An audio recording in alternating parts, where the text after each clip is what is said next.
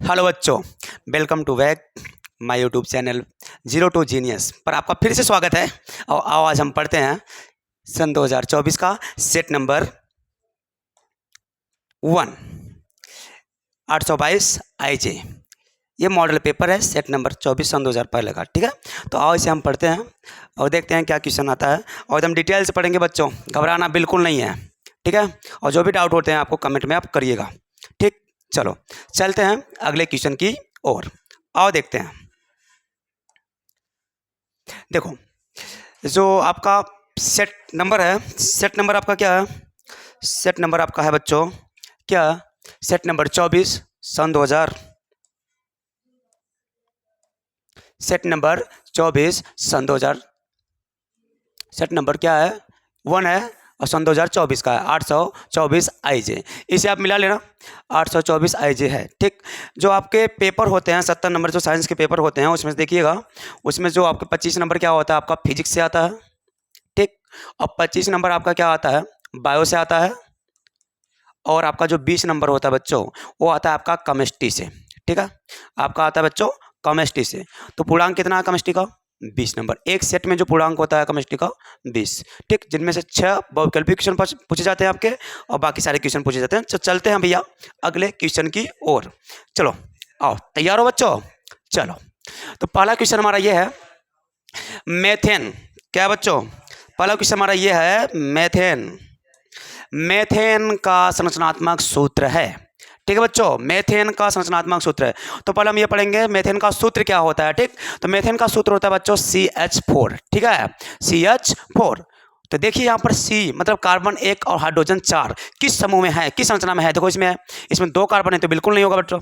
इसमें क्या है? देखो इसमें क्या है, इसमें तो 2 कार्बन है, ये तो बिल्कुल नहीं होगा। ठीक, तो इसमें देखिए इसमें भी 2 कार्बन, इसमें भी नहीं होगा, इसमें भी 2 कार्बन, इसमें भी नहीं होगा। तो मेथेन में कितने कार्बन होते हैं? 1 कार्बन 4 हाइड्रोजन। तो हमारा ऑप्शन नंबर बी। ठीक है, नोट करिए।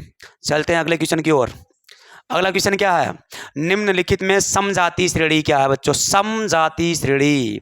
देखो बच्चों, इसको पहचानने का पहले ट्रिक समझिए आप। यहाँ पर देखो क्वेश्चन ऐसे पूछा है, क्वेश्चन हो सकता है आपको यहाँ पे जो आपको ऑप्शन दिए हैं वो बदल भी सकते हैं। तो इसके लिए हम ट्रिक आपको ये बताते हैं। आप ये देखेंगे जो पहला ऑप्शन है और दूसरे ऑप्शन के बीच क्या होना चाहिए, जो अणुभार 14 का अंतर आपका होना चाहिए। तो देखते हैं पहले ऑप्शन में है क्या? इसमें है, इसमें अणुभार 14 का अंतर नहीं है, ना तो इसमें ही है और ना इसमें है। तो इसमें ऑप्शन नंबर बी में देखिए आपका क्या है, अणुभार 14 क्या है, अंतर है। तो आप यहाँ पर जो ऑप्शन यहाँ पर ये दिया है CH4 C2H6 है, ये आपका ऑप्शन सही है। ऑप्शन बदल भी सकते हैं, लेकिन ऑप्शन बदल सकते हैं, जब बदलेंगे तो आप बस इतना अंतर समझिए कि एक ऑप्शन से दूसरे ऑप्शन के बीच क्या होना चाहिए, अणुभार 14 का अंतर होना चाहिए। ठीक है, तो आपका होगा समजातीय श्रेणी। तो यहाँ पर अणुभार 14 का अंतर किसमें है? ऑप्शन नंबर बी में। ठीक, तो यहाँ पर क्या होगा हमारा आंसर? Option number B. और चलते हैं अगले क्वेश्चन की ओर। देखिए अगला क्वेश्चन है लेड नाइट्रेट का रासायनिक सूत्र क्या है? लेड नाइट्रेट का रासायनिक सूत्र क्या है? वैसे तो ये क्या है, क्लास 9 का क्वेश्चन है, लेकिन आपके सिलेबस में दिया है बोर्ड की एग्जाम में तो बताना पड़ेगा। देखिए इधर देखो, जो पीबी होता है, जो आपका लेड है पीबी बेटा, जो आपका ये लेड पीबी है, देखिए जो पीबी है इसका जो संयोजकता होता है, संयोजकता क्या होता है बच्चों? इसकी जो संयोजकता होती है 2 होती है। और NO2 जो NO3 जो है आपका नाइट्रेट, इसकी संयोजकता कितनी होती है? 1। अब इसका हम तिर्यक तिर्यक गुणा कर दें, तिर्यक तिर्यक गुणा कर देंगे क्या हो जाएगा? तो 1 का गुणा पीबी में होगा, कोई फर्क नहीं पड़ेगा। तो क्या आ जाएगा आपका पीबी 1 का कोई फर्क नहीं पड़ेगा। और इसका गुणा इसमें होगा तो क्या हो जाएगा? NO3 का होल ट्वाइस। तो ऑप्शन नंबर ये आपका कहाँ पर मिल रहा है? देखिए तो PbNO3 का होल ट्वाइस कहाँ मिल रहा है बच्चों? Option number A. तो आपका ऑप्शन नंबर ए सही है। अब चलते हैं अगले क्वेश्चन की ओर बच्चों। अगला क्वेश्चन हमारा क्या है? शुद्ध जल का पीएच मान क्या है? ये सेट नंबर सन 2025 के पहले मॉडल पेपर में भी ये क्वेश्चन आया था कि शुद्ध जल का पीएच मान क्या होता है। तो हम बताए थे आपको ऑप्शन में, तो यहाँ पर भी होता है शुद्ध जल का जो पीएच मान होता है वो कितना होता है बच्चों? 7 होता है। क्यों? क्योंकि जो शुद्ध जल होता है ना तो अम्लीय होता है ना तो क्षारीय होता है, और जो जल होते हैं ना तो अम्लीय होते हैं ना तो क्षारीय होते हैं, इसलिए उसका पीएच मान क्या होता है? 7 होता है। अगर वो अम्लीय होगा, अगर शुद्ध जो जल होते हैं अगर अम्लीय होता जल तो क्या होता है? उसका पीएच मान 7 से कम होता। अगर क्षारीय होता 7 से ज़्यादा होता। तो हम जानते हैं शुद्ध जल जो होता है वो क्या होता है? उदासीन होता है। क्या होता है बच्चों? उदासीन होता है। और उदासीन विलयन का जो पीएच मान होता है कितना होता है बच्चों? 7 होता है। तो ठीक है, तो ऑप्शन नंबर आपका क्या है? करेक्ट सी। चलते हैं अगले क्वेश्चन की ओर, आओ देखते हैं हम। अगला है एंटीमनी है। एंटीमनी क्या है? एंटीमनी बच्चों उपधातु है, ये तो आपको पता होना चाहिए, बहुत ही बेहतरीन क्वेश्चन है ये, ठीक है, पूछता तो बहुत है एग्जाम में, बहुत दिनों से पूछ रहा है ये, वो बहुत ही पूछता है। आओ देखते हैं अगले क्वेश्चन की ओर। अब देखो अगला क्वेश्चन क्या, निम्नलिखित में रासायनिक समीकरण को पूरा कीजिए। निम्नलिखित रासायनिक समीकरण को पूरा कीजिए। तो यहाँ पर समीकरण क्या दिया है बच्चों, थोड़ा हम लिख लेते हैं। समीकरण दिया है हमारा CH3COOH, ठीक है, प्लस C2H5OH इज गिब्स दिया है सांद्र H2SO4, सांद्र H2SO4 यानी कि सल्फ्यूरिक एसिड, और यहाँ पर दिया है बच्चों हमको प्लस H2O, और यहाँ पर ऑप्शन क्या दिया, देखो ऑप्शन यहाँ पर ये दिया है कि कौन सा ऑप्शन ये सही होगा, कौन सा ऑप्शन सही होगा। तो मतलब यहाँ पर CH3COOH और C2H5OH जब क्रिया करेंगे शांत सल्फ्यूरिक अम्ल की उपस्थिति में, तो डॉट डॉट डॉट ये पूछा यहाँ पर क्या बनेगा, यहाँ पर क्या बनेगा, और यहाँ बन गया हमारा, और आगे दिया है सह उत्पाद के रूप में क्या बना है, H2O बना है। तो आओ देखते हैं यहाँ पर ऑप्शन नंबर ए क्या दिया है। ऑप्शन नंबर ए दिया है CH3OH, ठीक है। ऑप्शन नंबर बी क्या दिया है, C2H5OH, और ऑप्शन नंबर 3 क्या दिया है, CH3COO C2H5, ठीक है, और ऑप्शन नंबर 3 दिया है CH3CH2COOH बच्चों। चलो आओ देखते हैं हम कैसे हुआ। देखो अब यहाँ पर देखो, यहाँ पर होगा क्या, जो हमारा ये OH है, ये जो हमारा OH है ये किसको लेकर भाग गया बच्चों, ये H को लेकर भाग गया। OH जो हमारा है H को लेकर भाग गया, और OH H को लेकर भाग गया तो H क्या हुआ, H2, दो H, और यहाँ पर OH बन गया हमारा क्या, H2O। तो बचा क्या बच्चों, हमारा बचा क्या, यहाँ पर बचा क्या, यहाँ पर बचा CH3COO, क्या बचा बच्चों, यहाँ पर हमारा बचा CH3COOH, CH3COO, ठीक है, यहाँ पे ये बचा, और आगे क्या बचा हमारा, आगे हमारा बचा C2H5, तो C2H5 ये ऑप्शन में कहीं है बच्चों, यही आपका आंसर यहाँ पर आएगा। ऑप्शन में नंबर क्या है, ये ऑप्शन में ऑप्शन नंबर 3, तो ऑप्शन नंबर 3 हमारा जो है वो क्या है, करेक्ट आंसर है ऑप्शन नंबर 3, ठीक है। अब चलते हैं नेक्स्ट क्वेश्चन की ओर। उम्मीद है आप लोग को समझ आ गया होगा। आगे देखते हैं कौन सा क्वेश्चन है। वर्णनात्मक प्रश्न दिया बच्चों, इसको हम अच्छे से पढ़ते हैं, ठीक है, IUPAC से रिलेटेड है। देखो दिया निम्नलिखित यौगिकों में संरचनात्मक सूत्र लिखिए। संरचनात्मक सूत्र लिखिए बच्चों, तो आपको आना चाहिए, बेहतरीन ढंग से हम पढ़ेंगे, ठीक है। तो पहला दिया है हमारा, क्या दिया है, पहला दिया है एथेनोइक अम्ल, ठीक है बच्चों। तो एथेनोइक, पहले हम सूत्र लिख लेते हैं फिर संरचना बनाते हैं। एथेनोइक अम्ल दिया है, तो एथेनोइक अम्ल का सूत्र क्या होता है, CH3, क्या होता है बच्चों, एथेनोइक अम्ल का सूत्र जो होता है वो हमारा क्या होता है, हाँ बच्चों, एथेनोइक अम्ल का जो हमारा सूत्र होता है वो क्या होता है, CH3COOH। तो आओ इसको हम संरचनात्मक सूत्र पूछा तो इसको फैला कर लिख लो। तो देखो यहाँ पर एक कार्बन है, यहाँ 3 हाइड्रोजन जुड़े हैं, तो 1 हाइड्रोजन, 2 हाइड्रोजन, 3 हाइड्रोजन, फिर सिंगल बंद क्या हो गया आपका C, फिर क्या होगा डबल बंद O, सिंगल बंद OH, ठीक है बच्चों। ये हमारा क्या हो गया, संरचनात्मक सूत्र एथेनोइक अम्ल का। अगला क्या है, मेथेनॉल। मेथेनॉल का जो सूत्र होता है बेटा क्या होता है, CHCHO होता है बेटा। तो यहाँ पर इसका संरचनात्मक सूत्र क्या बन जाएगा, C, यहाँ बन जाएगा H, और यहाँ क्या डबल बंद O और सिंगल बंद H। देखो कार्बन की संयोजकता पूरी होनी चाहिए 4, ठीक है। यहाँ पूरा हुआ कि नहीं, 2 यहाँ, 1 इधर हाइड्रोजन से, 1 इधर हाइड्रोजन से, कार्बन संयोजकता पूरा है, हमारा आंसर सही है। अब देखो 2 ऑप्शन हमारे बचे हैं, 2 ऑप्शन हमारे क्या बचे हैं बच्चों, 2 ऑप्शन हमारे क्या बचे हैं, ध्यान से देखिएगा। 2 ऑप्शन हमारे ये बचे हैं, 1 क्लोरोप्रोपेन, क्या बचा बच्चों, 1 क्लोरोप्रोपेन, देखिए 1 क्लोरोप्रोपेन, ठीक है, 1 क्लोरोप्रोपेन, ये आपका पहला हो गया, ये आपका दूसरा हो गया। अब हम तीसरा पढ़ते हैं, 1 क्लोरोप्रोपेन। देखो जो 1 क्लोरोप्रोपेन होता है उसका सूत्र क्या होता है, देखिए बच्चों 1 क्लोरो मतलब CH3 सिंगल बंद, CH2 सिंगल बंद, CH2Cl, यानी क्लोरीन एक पर जुड़ना चाहिए, क्लोराइड एक पर जुड़ना चाहिए। अब हमारा संरचनात्मक सूत्र पूछा है तो फैला कर लिख लीजिए। एक कार्बन है, कितने हाइड्रोजन जुड़े हैं, 3, तो 1 हाइड्रोजन, 2 हाइड्रोजन 3 हाइड्रोजन। फिर सिंगल बंद है बच्चों, सिंगल बंद लगा दिए हैं। फिर क्या है कार्बन, कितने हाइड्रोजन जुड़े हैं? 2 हाइड्रोजन जुड़े हैं, तो 1 हाइड्रोजन यहाँ, 1 हाइड्रोजन यहाँ। आगे सिंगल बंद है, सिंगल बंद क्या है? कार्बन है। फिर क्या 2 हाइड्रोजन है, तो 1 हाइड्रोजन यहाँ, 1 हाइड्रोजन यहाँ। आगे क्या है? सिंगल बंद लगा दिए, सिंगल बंद, और बन गया क्या? आ गया Cl। यही है बच्चों आपका संरचनात्मक सूत्र 1 क्लोरोप्रोपेन का। ठीक है, चलो अगला क्वेश्चन क्या है? ऑप्शन नंबर 4 क्या है बेटा? ऑप्शन नंबर 4 ये है नाइट्रोमेथेन। नाइट्रोमेथेन बच्चों क्या है? नाइट्रोमेथेन। तो ध्यान से सुनिए, नाइट्रोमेथेन मतलब मेथेन आया है, यहाँ पर कार्बन एक होगा। ठीक है, तो यहाँ इसका सूत्र हो जाएगा CH3NO2। तो इसको हम कैसे लिखेंगे? संरचनात्मक सूत्र पूछा है, तो हो जाएगा C, सिंगल बंद क्या हो जाएगा? H, सिंगल बंद क्या हो जाएगा? H, सिंगल बंद H, और सिंगल बंद क्या हो जाएगा? N, और N से क्या जुड़े हैं? नाइट्रोजन जुड़े हैं बच्चों। क्या जुड़े हैं? N से, N से जुड़े हैं हमारे क्या? नाइट्रोजन। तो यहाँ आप जोड़ सकते हो, जोड़ दीजिए यहाँ पर नाइट्रोजन, हो गया ऑक्सीजन, सॉरी ऑक्सीजन जुड़े हैं बच्चों, तो ऑक्सीजन ऑक्सीजन हो गए। यहाँ पर क्या हुआ? हमारा नाइट्रोजन समझता है 3 पूरा हो गया, और कार्बन भी समझता पूरा हो गया।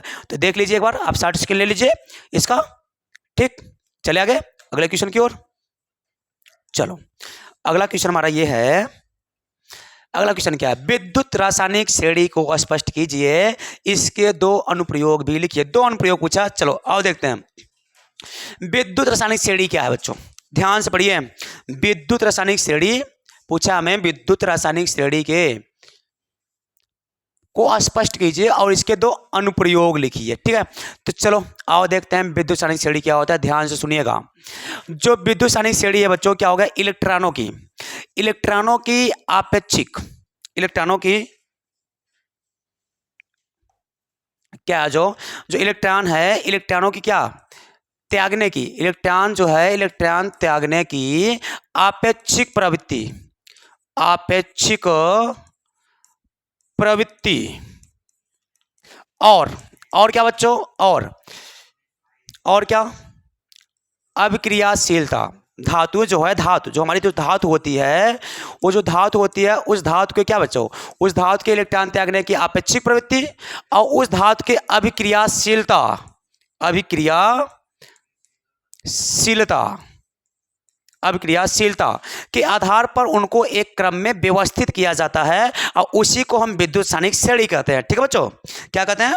जो धातुएं होती हैं उनके क्या? उनके इलेक्ट्रॉन त्यागने के आपेक्षिक प्रवृत्ति के आधार पर, और उनके क्या? धातुओं की अभिक्रियाशीलता के आधार पर एक क्या होता है? उनको एक क्रम में व्यवस्थित किया जाता है, जिसे हम क्या कहते हैं? विद्युत रासायनिक श्रेणी। और इसका जो अनुप्रयोग होता है बच्चों, ध्यान से सुनिए, अनुप्रयोग इसके क्या होते हैं बच्चों? देखिए अनुप्रयोग क्या होते हैं, देखो बच्चों, जो इसके अनुप्रयोग होते हैं, अनुप्रयोग में क्या हो आपका? देखो, इसको जो अनुप्रयोग होते हैं, अनुप्रयोग होते हैं जो बच्चों, ये जो अनुप्रयोग होते हैं ना बच्चों, पहला इसका उपयोग होता है जो सेल होता है, जो बैटरी होती है, सेल होती है, उसका EMF, इलेक्ट्रोमैग्नेटिक फोर्स, यानी कि विद्युत वाहक बल, इलेक्ट्रोमैग्नेटिक फोर्स जो होता है सेल का, उसको हम क्या ज्ञात करने के लिए किया जाता? उसका इलेक्ट्रोमैग्नेटिक फोर्स ज्ञात करने के लिए किया जाता है सेल का। या तो भैया अपचायक जो एजेंट होते हैं, अपचायक एजेंट जो होते हैं बच्चों, एजेंट होते हैं जो बच्चों, एजेंट, उसकी पहचान करने के लिए किया जाता है। क्या करने के लिए किया जाता है बच्चों? उसकी पहचान करने के लिए किया जाता है। तो आपको आ गया होगा धातुओं के इलेक्ट्रॉन त्यागने की आपेक्षिक प्रवृत्ति और धातुओं की अभिक्रियाशीलता के आधार पर क्या किया गया है? धातुओं को एक क्रम में व्यवस्थित किया गया है, और उसी को हम क्या कहते हैं? विद्युत रासायनिक श्रेणी कहते हैं। और इसके 2 अनुप्रयोग दिया था, क्या दिया था बच्चों? कि इसके 2 अनुप्रयोग बताइए। इसके कितने अनुप्रयोग बताइए बच्चों? इसके 2 अनुप्रयोग बताइए। तो 2 अनुप्रयोग हम यहाँ पर पढ़ चुके हैं कि इसकी सेल की क्या? EMF ज्ञात करना, और अपचायक जो है हमारा जो क्या है बच्चों? हमारा जो अपचायक क्या है? हमारा जो अपचायक एजेंट है, उसकी पहचान करना है। ठीक है बच्चों, चलो इसका आंसर हम आपको दे देते हैं। देखिए आप यहाँ से लिख सकते हैं, समझ तो आपको आ गया होगा। आप यहाँ से आप इसका आंसर लिख लीजिए बच्चों। देखो ये है विद्युत रासायनिक श्रेणी का परिभाषा। आप इसका शॉर्ट स्क्रीन ले लीजिए। ठीक है, आओ अब ले लेते हैं भैया। इसके बाद आपको क्या लिखना है? इसके बाद आपको लिख देना है बच्चों ये विद्युत रासायनिक श्रेणी अगर लिखना है आपको ये लिख दीजिए। और उसके अनुप्रयोग देखो यहाँ पर हम 3 अनुप्रयोग बताएं बच्चों। कितने अनुप्रयोग? यहाँ पर हम 3 अनुप्रयोग बताएं बच्चों। ये तीनों अनुप्रयोग, 2 अनुप्रयोग पूछा था, 3 अनुप्रयोग बताएं। इसका एक बार आप शॉर्ट स्क्रीन ले लें। चलें अब चलते हैं आगे अगले क्वेश्चन की ओर। ठीक है, चलो बच्चों अब चलते हैं अगले क्वेश्चन की ओर। ठीक है, अगला क्वेश्चन हमारा क्या था बच्चों? देखो अगला क्वेश्चन क्या है हमारा। देखो अगला क्वेश्चन हमारा ये है,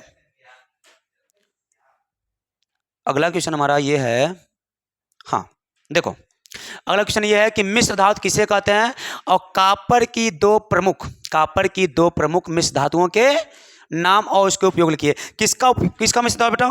कॉपर के दो मिश्र धातु और उसके उपयोग लिखिए। तो सबसे पहले हम पढ़ते हैं मिश्र धातु है क्या। ध्यान से सुनो, डिफिनेशन सुनना बच्चों, ध्यान से एकदम अच्छे सुनना। मिश्र धातु है क्या? देखो मिश्र धातु हमारा है क्या, आओ पढ़ते हैं मिश्र धातु क्या है। ठीक है बच्चों, मिश्र धातु क्या है ध्यान सुनो। जो हमारा मिश्र धातु होता है, मिश्र धातु, ठीक है बच्चों ध्यान से देखिएगा। बताया जाता है कि 2 या 2 से अधिक जो धातु होते हैं, 2 या 2 से अधिक जो धातुएं होते हैं, 2 या 2 से अधिक धातुएं जो होती हैं, जब उनको गलित अवस्था में मिलाया जाता है। किस अवस्था में मिलाया जाता है बच्चों? जब उन धातुओं को गलित अवस्था में मिलाया जाता है, उन धातुओं को गलित अवस्था में मिलाया जाता है। जब मिलाया जाता है, मिश्रित किया जाता है, तो उससे जो समांगी मिश्रण बनते हैं बच्चों, उससे बनने वाले जो क्या होते हैं हमारे समांगी मिश्रण होते हैं, समांगी मिश्रण जो प्राप्त होते हैं, उसी मिश्रण को हम क्या कहते हैं? उसी मिश्रण को बच्चों हम क्या कहते हैं? उसी मिश्रण को हम क्या कहते हैं? आप मिश्र धातु कहते हैं। एक बार फिर से सुन लीजिए, 2 या 2 से जो धातु होते हैं, 2 या 2 से अधिक धातुओं को जब हम क्या करते हैं? गलित अवस्था में मिलाते हैं, तो क्या होता है? उनसे जो समांगी मिश्रण प्राप्त होता है, उस समांगी मिश्रण को ही हम क्या कहते हैं? मिश्र धातु कहते हैं। अब इसमें पूछा क्या था, एक बार हम देख लेते हैं। मिश्र धातु परिभाषा तो हो गई बच्चों। इसमें पूछा क्या था हमारा कि मिश्र धातु को परिभाषित कीजिए। हाँ, मिश्र धातु किसे कहते हैं, ये तो हमारा हो गया। मिश्र धातु किसे कहते हैं? पूछा गया बच्चों कॉपर की 2 प्रमुख मिश्र धातु बताइए और उसके उपयोग भी बताइए। चलो देखते हैं कॉपर के 2 मिश्र धातु। आओ बच्चों देखते हैं कॉपर के 2 प्रमुख मिश्र धातु। चलो आओ देखते हैं कॉपर के 2 प्रमुख मिश्र धातु बच्चों। देखो देखो कॉपर के 2 प्रमुख मिश्र धातु। तो बेटा कॉपर के 2 प्रमुख मिश्र धातु क्या हैं? जो एग्जाम्पल है कॉपर के मिश्र धातु जो हैं वो हमारे हैं पीतल हैं, और है क्या? कांसा। पीतल और कांसा है। ठीक है बच्चों, जो कॉपर के 2 प्रमुख मिश्र धातु हैं पीतल और कांसा है। अगर देखो कॉपर के मिश्र धातु मतलब उसमें कॉपर होना चाहिए। ऐसे मिश्र धातु जिसमें कॉपर उपस्थित हो तो कॉपर के मिश्र धातु में आते हैं। ठीक है, तो कॉपर के मिश्र धातु क्या है? पीतल और कांसा। क्यों है सर? क्यों है? क्योंकि इसमें जानते हो बच्चों, क्योंकि इसमें क्या होता है, जो हमारा पीतल होता है वो किससे मिलकर बना है? पीतल हमारा कॉपर मिश्र बना है और जिंक से मिलकर बना है। ठीक है, जिंक से मिलकर बना है। कांसा जो है वो भी कॉपर से मिलकर बना है और एसियन मतलब टीन से मिलकर बना बच्चों। तो देखो दोनों में कॉपर है कि नहीं? दोनों में कॉपर है, इसलिए दोनों क्या होती हैं? कॉपर के मिश्र धातु हैं। ठीक है, अगर आपको नहीं आता है तो आप एग्जाम्पल देखिएगा किताब में, बहुत सारे एग्जाम्पल हैं मिश्र धातु के। देखिए जिसमें कॉपर है, कॉपर की अधिक मात्रा है, वो कॉपर के मिश्र धातु में गिने जाते हैं। ठीक है, अब पूछा इसका अनुप्रयोग वही बताइए। इसका अनुप्रयोग भी पूछा है बच्चों, तो आओ देखते हैं। उपयोग भी पूछा है। देखिए हम ये बता देते हैं आपको इसका उपयोग क्या है। देखो जो कॉपर है, कॉपर का उपयोग हम कहाँ करते हैं? तार बनाने में करते हैं सर। और कहाँ करते हैं सर?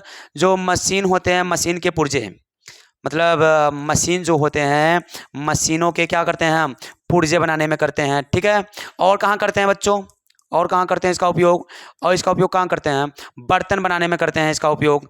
ठीक है, अच्छा कांसा का उपयोग कहाँ होता है? कांसा का उपयोग कहाँ होता है? इसका उपयोग बर्तन बनाने में होता है बच्चों, बर्तन बनाने में होता है। और कहाँ होता है? और होता है मूर्तियाँ बनाने में, मूर्तियाँ बनाने में।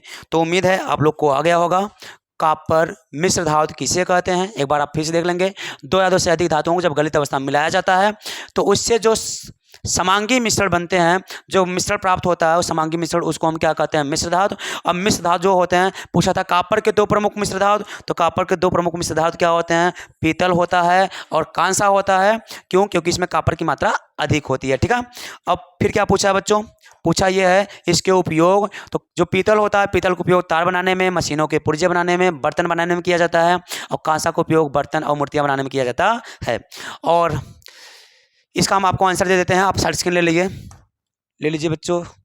देखो इसका आंसर यहाँ पर है आपका, यहाँ पर इसका आंसर है, आप एक बार साइड स्क्रीन ले लीजिए। देखो यहाँ पर ये आपका मिश्र धातु है, ये आपकी मिश्र धातु की परिभाषा है, मिश्र धातु की परिभाषा है यहाँ तक। और ये एग्जाम्पल हैं, कॉपर के दो प्रमुख एग्जाम्पल हैं और उसके दो उपयोग यहाँ पर हैं। ठीक, इसका शॉर्ट स्क्रीन ले लीजिए। चले चलते हैं नेक्स्ट क्वेश्चन की ओर।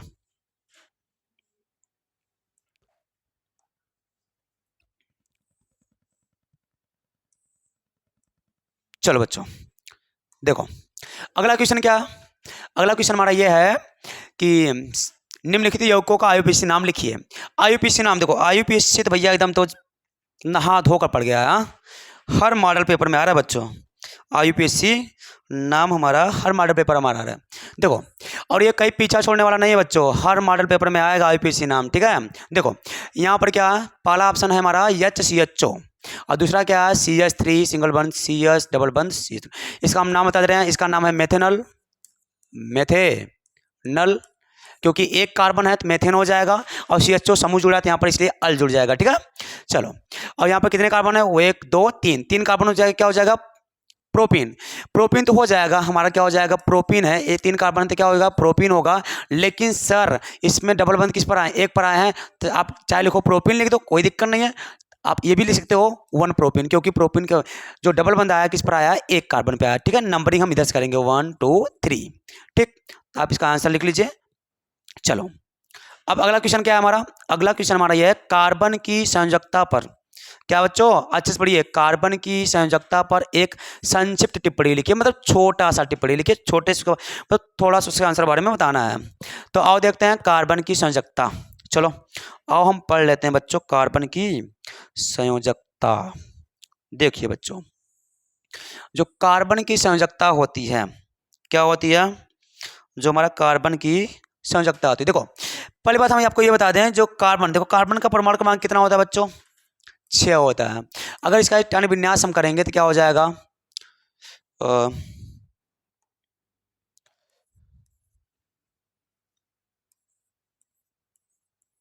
क्या हो जाएगा हमारा 2 2 और यहाँ पर हो जाएगा 2। ठीक है बच्चों, यहाँ पर हो जाएगा हमारा, ठीक। चलो देखो इसका टन विन्यास अगर हम करेंगे तो क्या हो गया, तो यहाँ पर सबसे बड़ा क्या है हमारा जो कोड है, वो क्या है हमारा कोड, कोड जो हमारा है यहाँ पर क्या है, 2 है, कितना है, 2 है, तो लिखेंगे 1 2।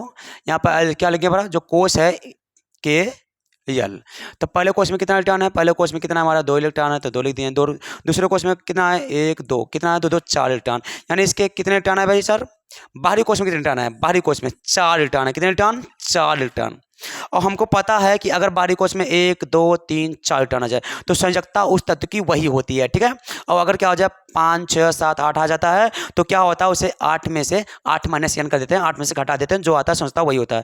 तो यहाँ पर इसके बाह्यतम कोष में टैनिक विन्यास हम जब किए हैं तो एक बात हमको समझ आई, जब हम कार्बन के टैनिक विन्यास किए तो उसके बाह्यतम कोष में कितने इलेक्ट्रॉन आया, 4 इलेक्ट्रॉन आया बच्चों। तो इससे हमें यह पता चला कि कार्बन के टैनिक विन्यास करने पर उसके बाह्यतम कोष में कुल कितने इलेक्ट्रॉन आते हैं, 4 इलेक्ट्रॉन आते हैं। अतः उसकी संयोजकता कितनी होती है, अतः इस कार्बन की संयोजकता कितनी होती है बच्चों, 4 होती है, कितनी होती है 4।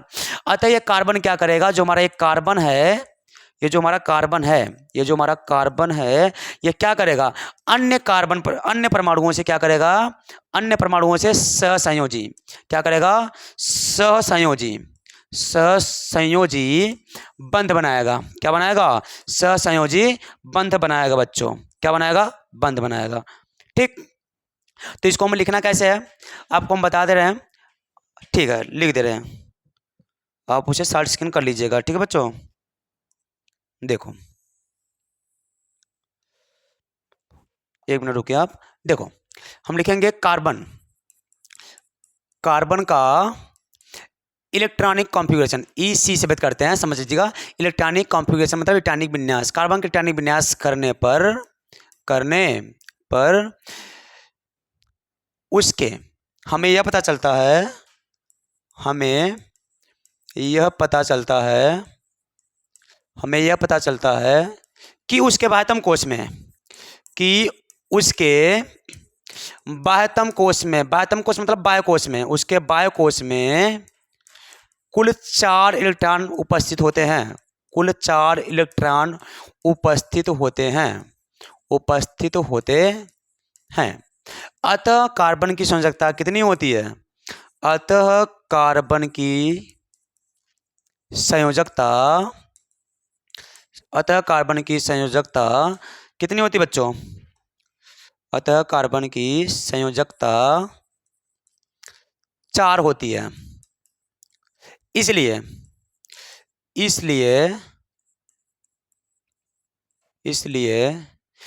कार्बन अन्य परमाणुओं से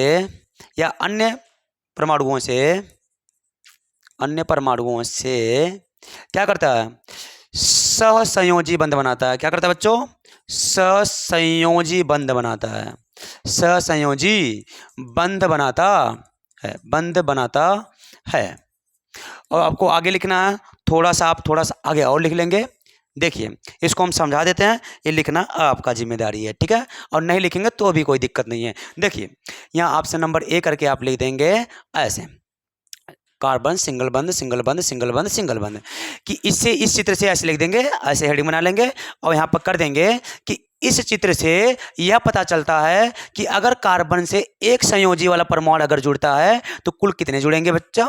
4 जुड़ेंगे। 1 2 3 4, यानी ऐसे तत्व जिनकी संयोजकता 1 होती है, अगर वो कार्बन से जुड़ेंगे, कार्बन से संयोग करेंगे तो उनकी संख्या कुल कितनी होगी? वो 4 तत्व आकर जुड़ेंगे। ये लिख देंगे ऐसे। दूसरा ऑप्शन बनाएंगे आप, क्या दूसरा ऑप्शन ये बनाएंगे आप, ऐसे बना लेंगे, डबल बंध। इसमें ये बताएंगे कि यदि कार्बन से दो संयोजी वाला परमाणु अगर कोई जुड़ेगा तो क्या होगा? कुल 2 परमाणु जुड़ेंगे कार्बन से। मतलब कि ऐसे तत्व, ऐसे परमाणु जिनकी संयोजकता 2 हो, अगर वो कार्बन से जुड़ेंगे तो टोटल 2 तत्व जुड़ेंगे, 2 परमाणु जुड़ेंगे। तो आपको यहाँ पर लिख लेना है। और तीसरा आपको ऐसे लिख लेना है, ध्यान सुनिएगा, ट्रिपल बंध, यहाँ सिंगल बंध। ऐसे कहेंगे, यदि कार्बन से एक संयोजी वाला परमाणु और 3 संयोजी वाला परमाणु आपस में जुड़ते हैं कार्बन से, तो एक संयोजी वाला परमाणु भी एक ही जुड़ पाएगा और 3 संयोजी वाला परमाणु भी एक ही जुड़ पाएगा। यानी कि एक संयोजकता वाला परमाणु भी एक ही जुड़ पाएगा और 3 संयोजकता वाला परमाणु भी एक ही जुड़ पाएगा। और चौथा फिगर आपका ये बनाकर आप लिख लेंगे ऐसे, डबल बंध सिंगल बंध, ठीक है? ऐसे आप लिखेंगे। और इस चित्र से क्या लिखेंगे कि इस चित्र से हमें यह पता चलता है कि यदि कार्बन से 2 संयोजी वाला परमाणु जुड़ेंगे तो कुल 1 परमाणु जुड़ेंगे, और अगर 1 संयोजी वाला परमाणु जुड़ेंगे तो टोटल 2 परमाणु जुड़ेंगे, ठीक है? आप इसे अपना एक्सप्लेन करके लिख लेंगे, और नहीं लिखेंगे तो भी कोई दिक्कत नहीं है। चलते हैं नेक्स्ट क्वेश्चन की ओर, ठीक है? नेक्स्ट क्वेश्चन हमारा क्या है बच्चों? नेक्स्ट क्वेश्चन हमारा सही है।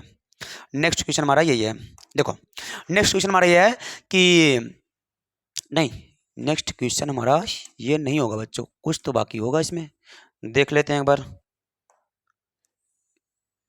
यहाँ पर क्या है हमारा।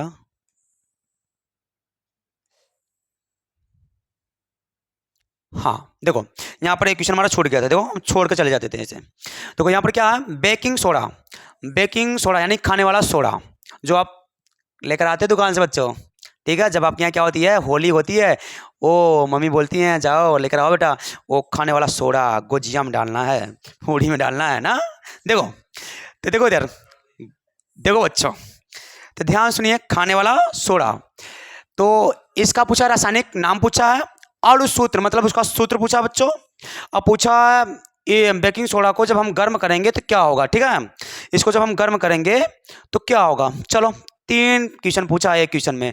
बेकिंग सोडा का रासायनिक नाम मतलब उसका नाम पूछा है, उसका सूत्र पूछा है, और उसको गर्म करने पर क्या होता है। तो आओ देखते हैं बच्चों हम। चलो तो बेकिंग सोडा देखो, पहले तो हम बता दें आपको, जो बेकिंग सोडा होता है बच्चों हमारा, बेकिंग सोडा जो होता है, जिसे हम खाना वाला सोडा कहते हैं, खाने वाला सोडा, ठीक है।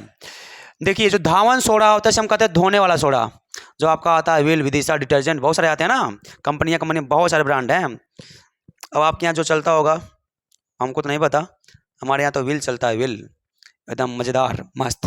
तो देखो बच्चों, तो यहाँ पर क्या है, हमारा क्वेश्चन की ओर चलते हैं। बेकिंग सोडा का रासायनिक नाम पूछा था, तो यहाँ पर रासायनिक नाम क्या है, बेकिंग। तो हम पढ़ते हैं ये अणु सूत्र। इसका अणु सूत्र क्या होता है, इसका जो अणु सूत्र होता है बच्चों, बेकिंग सोडा जो होता है इसका जो हमारा क्या होता है अणु सूत्र, इसका जो अणु सूत्र होता है बच्चों, अणु सूत्र इसका क्या होता है बच्चों, इसका जो अणु सूत्र होता है वो होता है NaHCO3, NaHCO3। अब इसी से हम नाम पता कर लेंगे इसका, इसी से हम नाम पता कर लेंगे इसका नाम क्या है, इसका जो रासायनिक नाम है, रासायनिक नाम क्या है इसका बेटा, रासायनिक, इसका रासायनिक नाम क्या है, इसका रासायनिक नाम क्या है, तो आओ देखते हैं इसका रासायनिक नाम क्या है।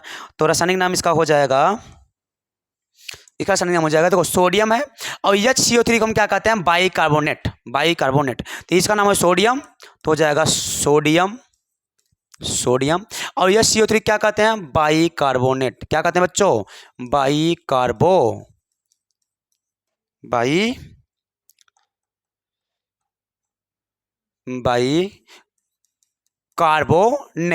तो हो गया हमारा ये सोडियम, और HCO3 क्या कहते हैं, CO3 क्या कहते हैं, बाइकार्बोनेट। तो रासायनिक नाम क्या बन गया, सोडियम बाइकार्बोनेट।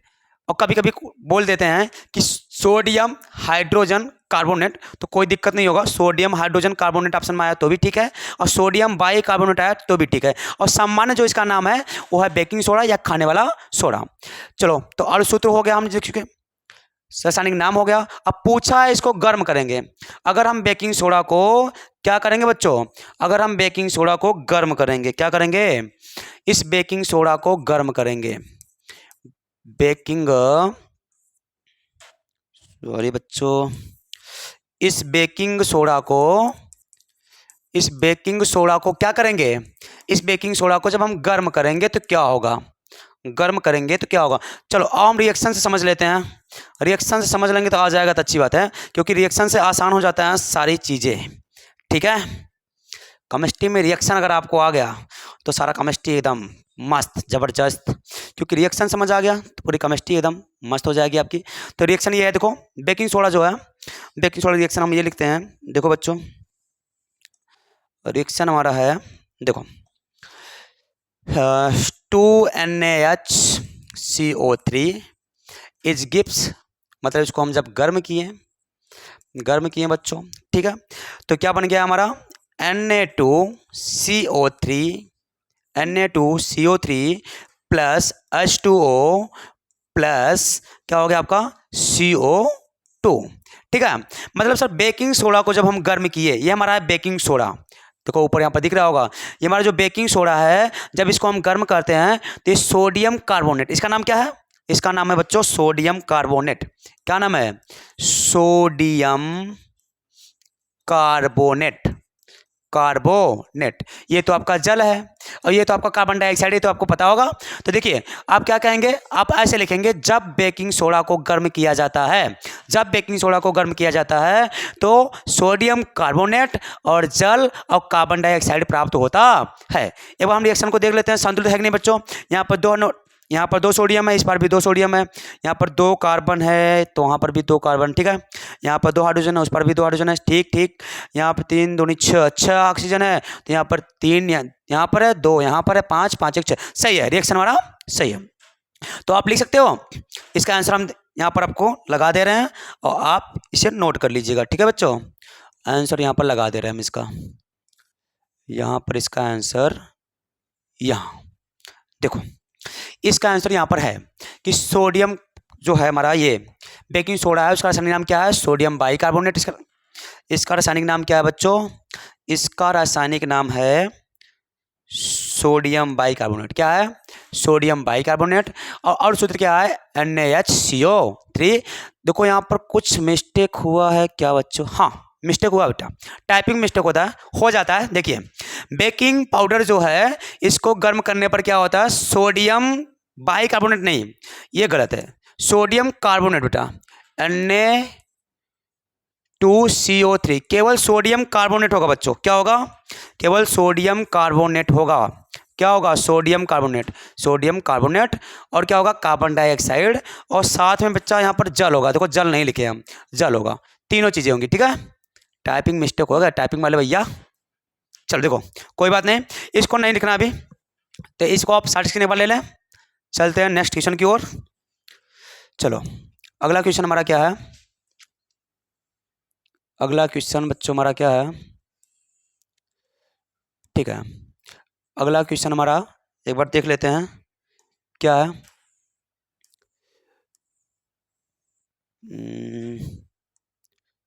ठीक है, अब अथवा में पूछा है, यही 3 क्वेश्चन हमारे बचे हैं। अब इसको हम जल्दी से खत्म कर लेते हैं और एकदम मस्त मज़ेदार। तो पहला इसमें क्या है क्वेश्चन? देखो इसमें पहला क्या है? पहला निम्नलिखित, क्या कहा है? निम्नलिखित पर संक्षिप्त टिप्पणी लिखिए। मतलब जल्दी जल्दी बताते चलिए, कह रहा है, ये भी कह रहा है जल्दी जल्दी बताते चलिए सर। ठीक है, आप बताते हैं जल्दी जल्दी। देखो यहाँ पर क्या है? द्विविस्थापन समीकरण होना चाहिए। देखो यहाँ पर थोड़ा टाइपिंग ये भी मिस्टेक हो क्या? नहीं, सही है, द्विविस्थापन अपक्रिया सही है। द्विविस्थापन अपक्रिया, उदासीनीकरण अपक्रिया और योगात्मक अपक्रिया। ठीक है, तो आओ पढ़ते हैं पहला द्विविस्थापन अपक्रिया बच्चों। पहला क्वेश्चन हम पढ़ते हैं आपका द्विविस्थापन अपक्रिया। क्या पढ़ते हैं बच्चों?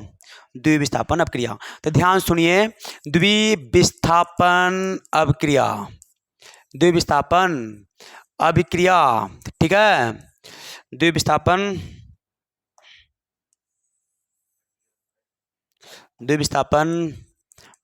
अभिक्रिया। देखो बच्चों, अभिक्रिया, द्विविस्थापन अभिक्रिया का कभी कभी आपसे ये पूछ लेगा, द्विविस्थापन अभिक्रिया का हम क्या कहते हैं? उभय। इसे हम उभय अपघटन अभिक्रिया भी कहते हैं, उभय अपघटन अभिक्रिया भी कहते हैं। तो कभी आ जाए द्विविस्थापन अभिक्रिया या उभय अपघटन अभिक्रिया, मतलब एक ही होता है बच्चों।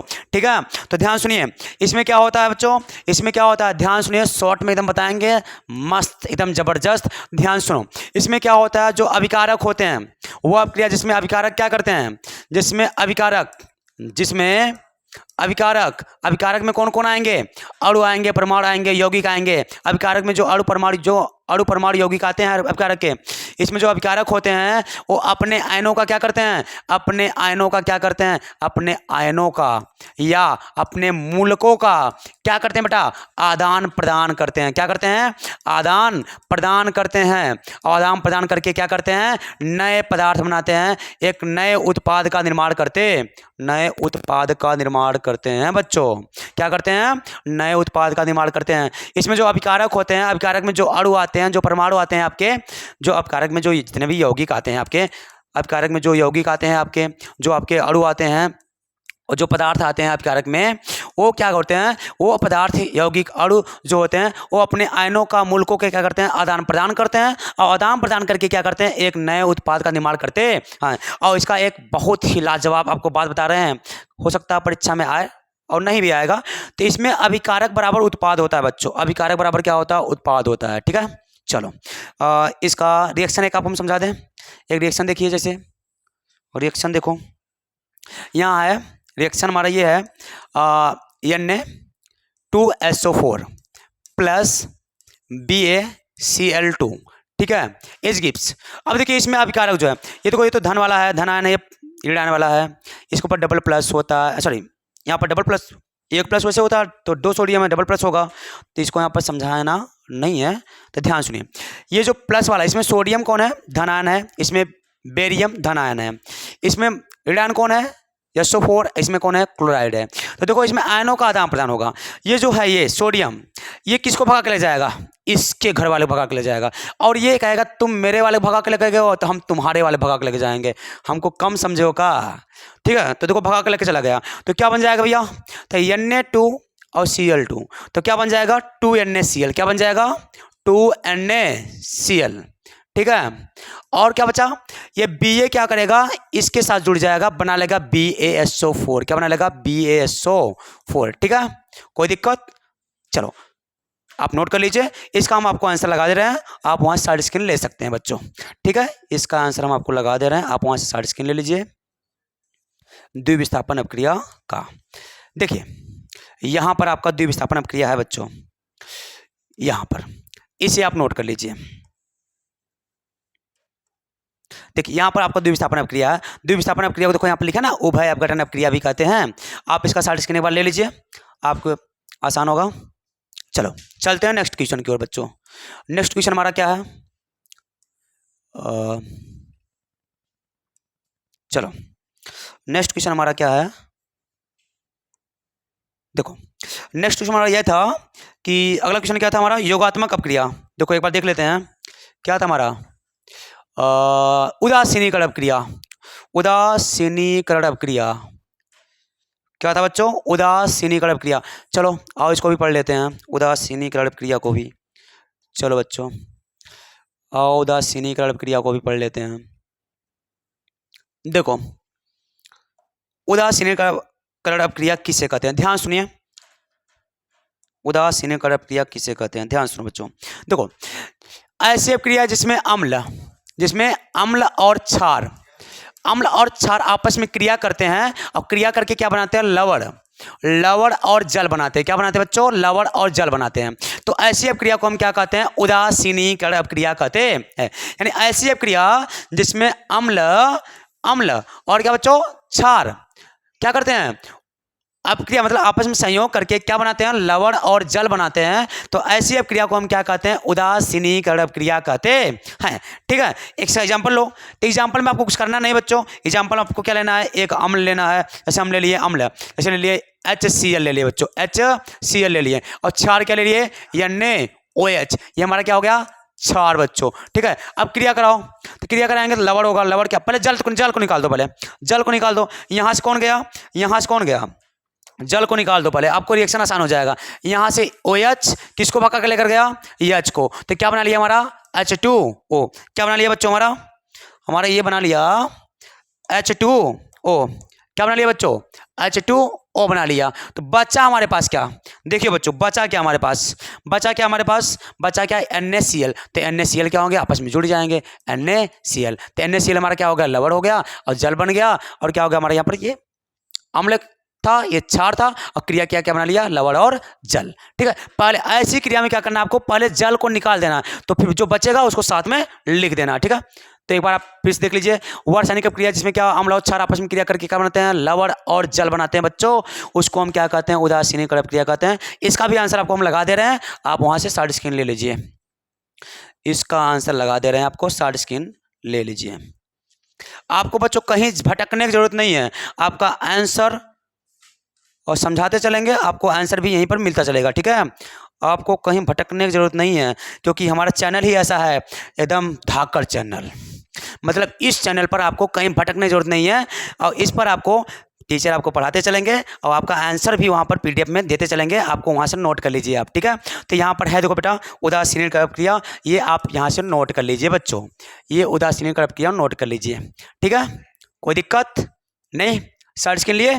चलो चलते हैं नेक्स्ट क्वेश्चन की ओर। अब नेक्स्ट क्वेश्चन हमारा क्या था, नेक्स्ट क्वेश्चन हमारा ये था कि योगात्मक अपक्रिया। बेटा योगात्मक अपक्रिया, योगात्मक अपक्रिया, योगात्मक अपक्रिया। देखो बच्चों, योगात्मक अपक्रिया हम आपको मॉडल पेपर सन 2025 के पहले सेट में पढ़ाए थे, इसमें पढ़ा रहे हैं। ऐसी अपक्रिया जिसमें क्या होते हैं, दो या दो से अधिक क्या होते हैं, जो अभिकारक होते हैं बच्चों, क्या होते हैं, जो अभिकारक होते हैं, वो आपस में क्या करते हैं, संयोग करके क्या करते हैं, केवल एकल उत्पाद बनाते हैं। आपस में संयोग करके क्या करते हैं, एकल उत्पाद बनाते हैं बच्चों, एकल उत्पाद बनाते हैं। मतलब एक नए पदार्थ का केवल निर्माण करते हैं, केवल एक ही नए पदार्थ निर्माण कर पाते हैं। दो या दो से अधिक उत्पाद अभिकारक रहेंगे, लेकिन अपक्रिया करके केवल एक ही पदार्थ को बनाएंगे, तो उसे हम कहते हैं योगात्मक अपक्रिया। और इसका आंसर एक एग्जाम्पल ले लेते हैं। देखो एग्जाम्पल आपको हम ये ले रहे हैं, सुनिएगा। एग्जाम्पल ये जैसे NH3 अमोनिया हो गया आपका प्लस, क्या हो गया HCl हाइड्रोक्लोरिक एसिड। जब ये क्रिया करेगा तो क्या बनने लगा NH4Cl यानी अमोनियम क्लोराइड। बच्चों देखो यहाँ पर कितने अब क्या रखते हैं, यहाँ पर 2 अब क्या रखते हैं, लेकिन उत्पाद कितना बना बच्चों 1।